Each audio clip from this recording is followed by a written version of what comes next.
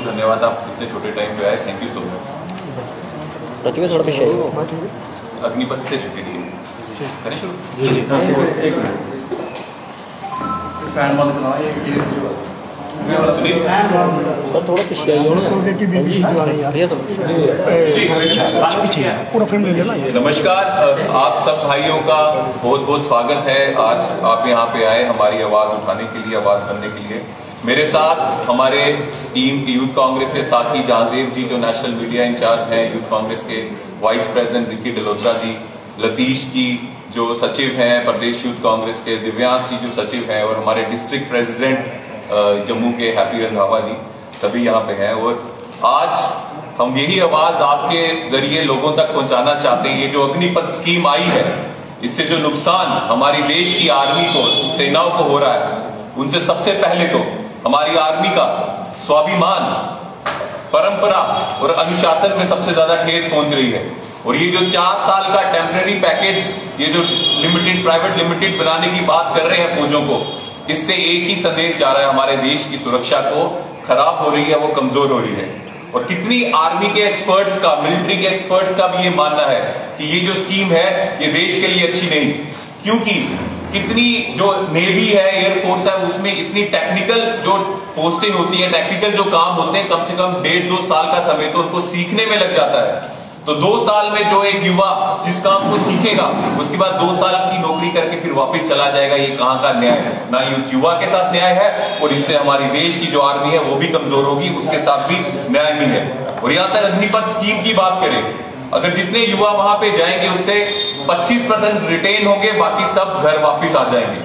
और जो 4 साल की उनकी नौकरी है, पहले 3 साल में 30,000 की उनको सैलरी मिलेगी हर महीने, उसके बाद आखिरी साल 40,000 मिलेगा, और फिर बाद में 5 लाख देकर उनको घर भेज दिया जाएगा। और इन जो देश की सेवा करने जा रहे हैं, जो इनको अग्निपथ वीर कह रहे हैं, ना इनको पेंशन मिलेगी, ना इनको आर्मी का रैंक मिलेगा, और ना इनको कैंटीन, जो आर्मी कैंटीन के बेनिफिट्स होते हैं, कुछ नहीं मिलेगा। सिर्फ बेवकूफ बनाने का काम ये बीजेपी सरकार भारत के युवाओं को कर रही है। इसलिए युवा बेवकूफ नहीं है जो सड़कों में है। 2,50,000 से ज्यादा पोस्टें, रेगुलर पोस्टें, तीनों विभाग जो है फोर्सेस के, एयरफोर्स, नेवी और आर्मी, इनके 2.5 लाख से ज्यादा पोस्टें रेगुलर पोस्ट है, जिसमें अफसरों की पोस्ट है, ये खाली है। अगर बीजेपी जो तर्क दे रही है कि हमें युवाओं को रोजगार देना है, तो 2 साल से आपने भर्ती बंद की हुई है, 2.5 लाख से ज्यादा पोस्टें खाली पड़ी है, आपने क्यों नहीं भरी? आपको अगर इतना ही युवा का बात थी, युवा की चिंता थी, तो आपको 2.5 लाख पोस्टें पहले भरनी चाहिए थी। आपने यह ना भरकर आप टेम्पररी लिमिटेड, प्राइवेट लिमिटेड फौज को बनाने चले गए। पिछले 2 साल से जो भर्ती है वो बंद है। काफी लोग, जो भर्ती बंद है उसमें कितने युवाओं ने सुसाइड किया है? हरियाणा और पंजाब में सबसे ज्यादा लोग हैं जिन्होंने सुसाइड किया, और पूरे देश भर में युवाओं ने सुसाइड किया, क्योंकि इस बीजेपी सरकार ने भर्ती बंद की थी। और उसके बाद जो ये स्कीम लाए हैं अग्निपथ के नाम पे, उसके कारण भी रोष ही बढ़ा है युवाओं के अंदर, जिससे पूरे देश भर में आप जो है न्यूज सुन रहे हैं। तीनों आर्मी के चीफ, तीनों फौजों के चीफों को बाहर आके इस स्कीम के लिए सफाई देनी पड़ रही है। साथियों, स्कीम लाए सरकार, गलत काम करे बीजेपी सरकार, और उनकी सफाई देने के लिए तीनों जो हमारे चीफ हैं फोर्सेस के, उनसे स्टेटमेंट्स दिलवा रहे हैं, उनको बुला रहे हैं और उनसे सफाई दिलवा रहे हैं। ये कैसी सरकार है? अब पूछना चाहते हैं बीजेपी सरकार से, जब ये अग्निपथ स्कीम आपने लाई, तो ये तीनों आर्मी चीफ जिनको बुला रहे हो, इन तीनों फोर्सेस से क्या कोई सजेशन आया था क्या हमारी आर्मी को टेम्परेरी कर दो? और सबसे बड़ी बात, हमें गर्व है इंडियन आर्मी में, हमें गर्व है अपनी मिलिट्री फोर्सेस में।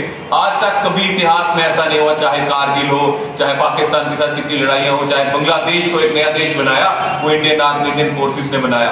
कुछ ऐसा आपको उसमें मजबूरी या कुछ शर्म आ रही थी कि आपको जो रिक्रूटमेंट सिस्टम है, भर्ती का सिस्टम है, उसको बदलने की जरूरत क्यों पड़ी? ऐसी क्या मजबूरी थी?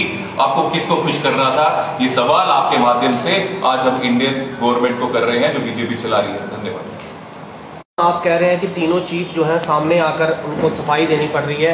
क्या पॉसिबल है कि तीनों चीफ जो है सरकार से इतने ज़्यादा इन्फ्लुएंस हो गए हैं कि वो जो आप बोल रहे हैं कि अग्निपथ पॉलिसी जो है वो सही नहीं है युवाओं के लिए, क्या वो इतने इन्फ्लुएंस हो चुके हैं कि सरकार की बात में आकर ये चीज़ें बोल रहे हैं? विडंबना ये नहीं है कि वो इन्फ्लुएंस हो गए हैं। इंडियन आर्मी, एयरफोर्स, नेवी और जितने भी जो ऑफिसर्स हैं या कोई भी एम्प्लॉय है, जो सरकारी नौकर है, जो सरकार में काम कर रहा है, उसका पहला कर्तव्य बनता है सरकार का साथ देना। उसके ऊपर हम सवाल नहीं उठा सकते। सवाल हम उस पर उठाते हैं जो सरकार नीतियां बनाती है। तो क्या ये नीति जो अग्निपथ नीति है इन तीनों आर्मी के जो फोर्सेस के जो चीफ हैं इनसे पूछ के बनाई गई थी? क्या इन तीनों चीफों की तरफ से कोई सजेशन दिया गया था?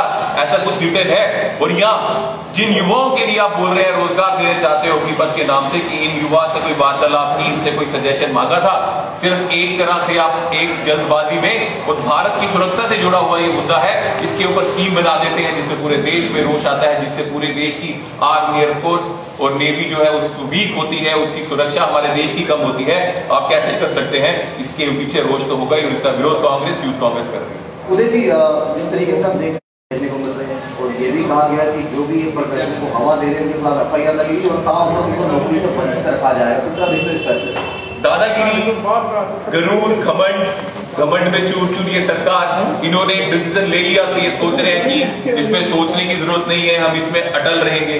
यही चीज जब ये 3 कृषि कानून लाए थे तो उन्होंने बोला था ये वापस नहीं होंगे, लेकिन वो भारत का किसान था, चाहे 700 से ज्यादा किसान शहीद हो गए, लेकिन फिर बीजेपी वालों को अपनी गलती नजर आई। अब बीजेपी क्या चाहती है? युवा भी शहीद हो रहे हैं और वो अपनी आवाज रखते रहेंगे, लेकिन कितने युवाओं को, भारत के युवाओं को शहीद कराओगे आप अपनी गलती मानने के लिए? बहुत सी ऐसी वीडियो सोशल मीडिया पे वायरल हो रही है जहां पर पब्लिक प्रॉपर्टी किसी की कार जलाकर राख कर दी गई, तो वो कह रहे हैं कि किसी को क्या मालूम तिनके से इस तरह आशियाना बनता है। तो आपको लगता है कि जो लोग इस तरह की हरकतें कर रहे हैं उनको उनके साथ अपनी सहमति जताते हो? ठीक है, आपका रोज प्रदर्शन करना है, आपका जायज है, आपका है, आप क्या प्रदर्शन करना है, लेकिन इस तरीके से पब्लिक प्रॉपर्टी को कहां तक जायज? वो जो लोग बोलते हैं तिनके से हमने ये गाड़ी ली, हमने ये अपनी प्राइवेट प्रॉपर्टी बनाई और उसको जला दी, वो बिल्कुल ठीक बोलते हैं, क्योंकि वो उन्होंने अपने परिश्रम से, मेहनत से वो गाड़ियां या जो भी प्रॉपर्टी बनाई है, और रोष में, प्रोटेस्ट में अगर पब्लिक प्रॉपर्टी, सिर्फ प्राइवेट प्रॉपर्टी नहीं, किसी की प्राइवेट प्रॉपर्टी नहीं, पब्लिक प्रॉपर्टी को भी, ट्रेन को भी जो हयात जला रहे हैं वो गलत है। हम सभी युवाओं को बोलेंगे कि आपको पूरा हक भारत का संविधान देता है अपनी बात रखने का, लेकिन उसमें वायलेंस लाना कहीं भी जस्टिफाई नहीं है। आप प्रोटेस्ट कीजिए। इन बसों ने, इन ट्रेनों ने, या वो जो लोग जिनकी कारें आप जला रहे हो, इन्होंने ये गलत स्कीम नहीं लाई है। ये गलत स्कीम बीजेपी की करप्ट सरकार ने लाई है। आप बीजेपी के खिलाफ प्रोटेस्ट करो, अपनी आवाज उठाओ, लेकिन प्लीज मेरा आपसे अनुरोध है कि प्राइवेट प्रॉपर्टी या पब्लिक प्रॉपर्टी को बंदी मत बचाए। आप लोग आने वाले इलेक्शन को लेकर जो है देश भर की बात की जाए, जम्मू कश्मीर की बात की जाए, कहीं ना कहीं बहुत कुछ बैकफायर करेगा। जो कुछ इन्होंने जम्मू के युवाओं के साथ और जम्मू के लोगों के साथ किया है, बीजेपी को बैकफायर करेगा, और यही कारण है बीजेपी इलेक्शन से भाग रही है। अगर इनको लगता कि 5 सीटें आ रही होती तो 2 साल पहले इलेक्शन हो गया।